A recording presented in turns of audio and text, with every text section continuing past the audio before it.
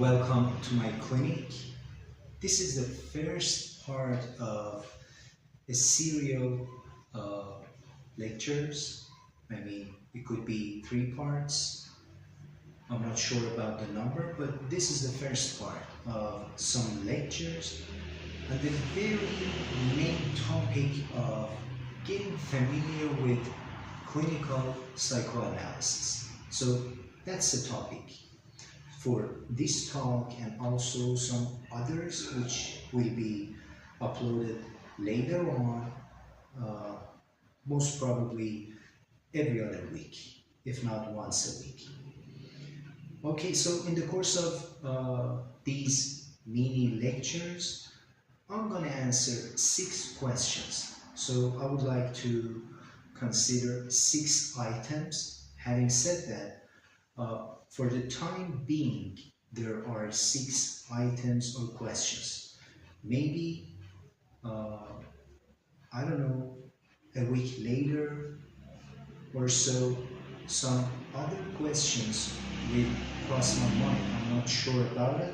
In that case, I will add them. I will add more questions and items to this list. But right now, 6 questions. Question number 1. But let me tell you something else. Let's say, first and foremost, I should say, with regard to the interlocutors of my lectures, so to speak, I should say that they could be ordinary people. So I'm addressing my talk to ordinary people whose field of work is not related to psychology. So their education, their line of work is something else. But the point is that they are interested in knowing more about psychological issues, particularly psychoanalytical issues. So that's about the audience or interlocutors of these talks. And by the way, I forgot to introduce myself. My full name is Hooshang.Jahanpanah. I'm an Iranian licensed clinical psychologist, and I've been living in Tehran, the capital of Iran, ever since I was born. And my field of work is psychoanalysis. To be more precise, it is called clinical psychoanalysis. Let me make myself a bit clear. My job is not counseling. It has got a different story altogether. It isn't psychotherapy either. Psychoanalysis is completely different. Just to name some examples when it comes to psychotherapy, just to name some approaches, I can say nowadays, if I'm not mistaken, as far as I know, there are more than 400 approaches when it comes to psychotherapy. And for example, CBT, as you might be familiar with, it stands for cognitive behavioral therapy. EFT, emotional focus therapy. SFT, it stands for solution focus therapy. Gestalt therapy, schema therapy, and psychodrama psychotherapy, and the list goes on. More than 400 approaches, but about psychotherapy. So psychoanalysis is a different field altogether. Once upon a time, the late Sigmund Freud named psychoanalysis as metapsychology. So it is not psychology. Somehow it was addressed as metapsychology. Anyway, So to put one more item regarding psychoanalysis, I should say it was discovered by the late Sigmund Freud, this scientist, gone but never forgotten. He discovered the unconscious and some other things such as free association, which is beyond the scope of this talk. I don't want to get into the details, so I just wanted to make myself clear and tell you a little bit about my field of work. Anyway, so as I was telling you, in the course of my talks, I'm going to answer 6 questions for the time being. Question number 1. Are you really looking for a recommendation? Are you really looking for a recommendation on how to feel better, on how to change your life quality? I don't know, on how to become more active?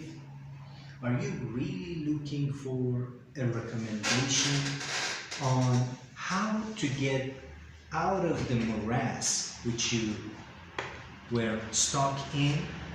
So I'm going to repeat the first item all over again. You know why? I would like you to pay attention to the way I'm reading or bringing up this question. I'm not saying that are you looking for a recommendation? No. What I'm saying is, are you really looking for a recommendation on how to blah, blah, blah? If you just bear with me for some minutes, I will clarify these issues. Number 2, second item. I'm going to compare cosmetics with surgery. Cosmetics, surgery. I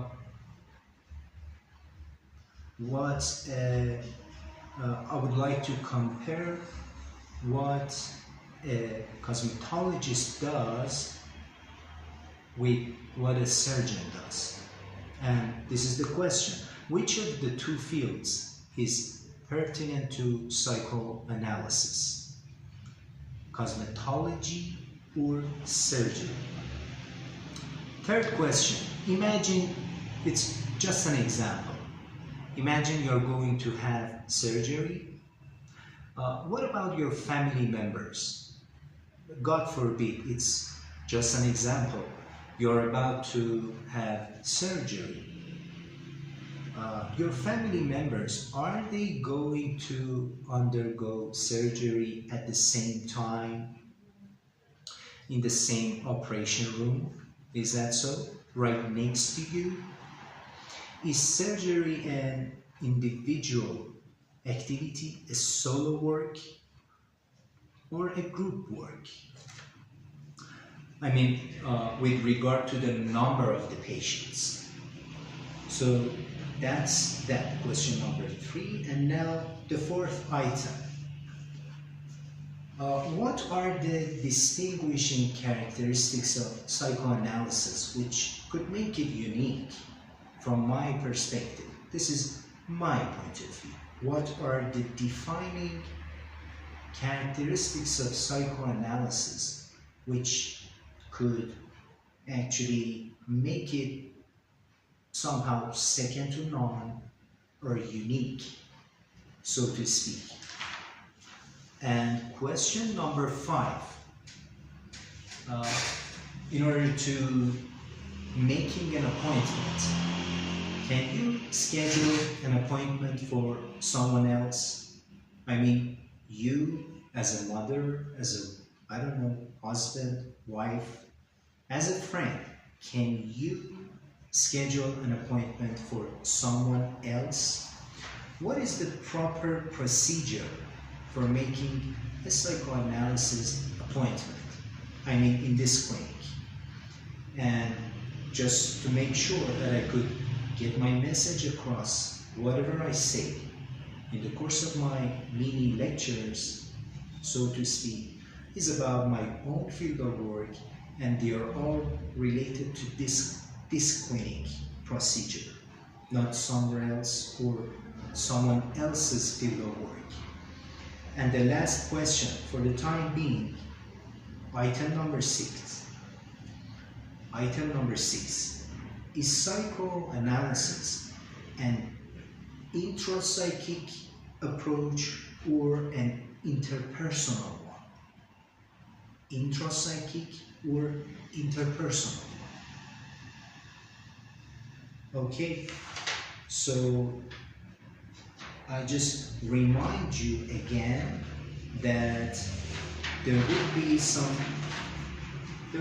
several other presentations, talks, like these videos, which will be provided and uploaded soon enough. Could be every other week, if not once a week. And in the course of these talks, I'm going to cover the very main topic, getting familiar with clinical psychoanalysis. But for the time being, there are just 6 items. I might add some other items, to this topic. But the main topic is getting accustomed to clinical psychoanalysis. Okay, that's it for now. See you soon.